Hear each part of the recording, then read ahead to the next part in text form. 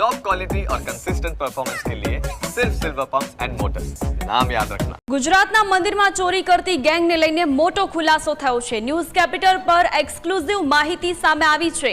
ચોરી લૂંટના ગુનાને અંજામ આપતી ગેંગ સકંજામાં આવી છે। 34 ગુનાઓને અંજામ આપ્યા હોવાનો ખુલાસો થયો છે। રાજસ્થાનની ગરાસિયા ગેંગના સાગરીતો સકંજામાં આવ્યા છે। કચ્છ પૂર્વ પોલીસે ગરાસિયા ગેંગના સાગરીતોની ધરપકડ કરી। આરોપીઓ મંદિરના પથ્થર કોતરણી કામ સાથે જોડાયેલા છે। તો મંદિર બનાવતા હોવાથી ભૌગોલિક પરિસ્થિતિથી આ વાકેફ હતા। તો ચોરી બાદ જંગલોમાં છુપાઈ જતા હતા।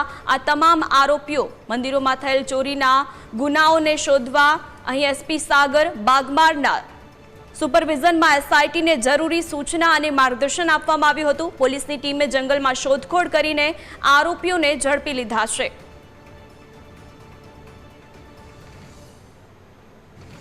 તો ગુજરાતના મંદિરમાં ચોરી કરતી ગેંગને લઈને આ મોટો ખુલાસો થયો છે। ન્યૂઝ કેપિટલ પર એક્સક્લુઝિવ માહિતી સામે આવી છે। ચોરી લૂંટના ગુનાને અંજામ આપતી ગેંગ સકંજામાં આવી છે। 34 ગુનાઓને અંજામ આપ્યા હોવાનો પણ ખુલાસો થયો છે। તો પૂર્વ કચ્છના એસપી સાગર બારમાર આપણી સાથે જોડાયા છે। સૌપ્રથમ આપનું સ્વાગત છે। જે પ્રકારે આ સમગ્ર ગુના આચરવામાં આવતા હતા, 34 ગુનાઓને અંજામ આપવામાં આવ્યો હતો, સમગ્ર જે ખુલાસો થયો છે, તો શું કાર્યવાહી કરવામાં આવી છે?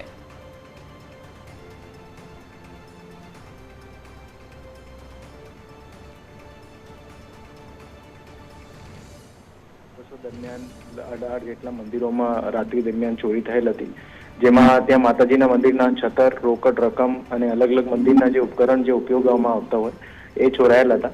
પોલીસ દ્વારા જ્યારે આ બનાવ બનેલ તાત્કાલિક અલગ અલગ ટીમો બનાવવામાં આવેલી અને એક એસઆઈટીનું પણ ગઠન કરવામાં આવેલું, જેમાં ડીવાયએસપી ભચાઉના નેતૃત્વમાં અને એલસીબી અને લોકલ પોલીસ સ્ટેશન આડેસર અને ગાગોદર બધાય ટીમો અને બધાય કર્મચારી સાથે જોડાયેલા હતા।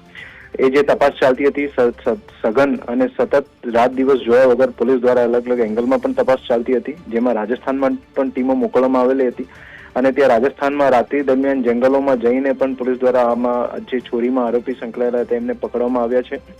જે બનાવ બનેલ હતું એમાં પોલીસ દ્વારા મેક્સિમમ રોકડ રકમ અને જે છતર, દાગીના બધા રિકવર કરવામાં આવ્યા છે।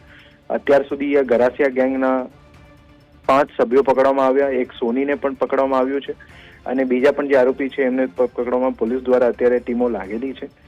જે બનાવ બનેલા હતા લગભગ મેક્સિમમ બધા બનાવ ડિટેક્ટ કરવામાં આવ્યા છે, જેમાં રાધનપુર, બનાસકાંઠાના પણ અને પશ્ચિમ કચ્છના નખત્રાણાના પણ મંદિર ચોરીના બનાવ જે છે પોલીસ દ્વારા એમાં ડિટેક્ટ કરવામાં આવ્યા છે। જે પ્રકારે આ લોકોની ધરપકડ કરવામાં આવી છે, તો તેમની પૂછપરછ કરવામાં પણ આવી છે અને તેમની પાસેથી કોઈ મોટા ખુલાસા થયા છે?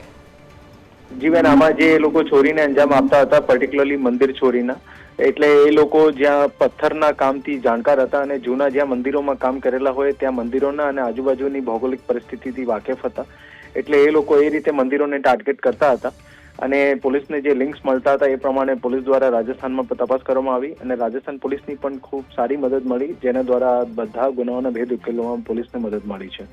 જી, આભાર આપનો।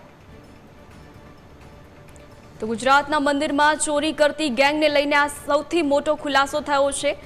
તો અહીં સુપરવિઝનમાં એસઆઈટીને જરૂરી સૂચના અને માર્ગદર્શન પણ અપાયું હતું। પોલીસની ટીમે જંગલમાં શોધખોળ કરીને આરોપીને ઝડપી લીધા છે।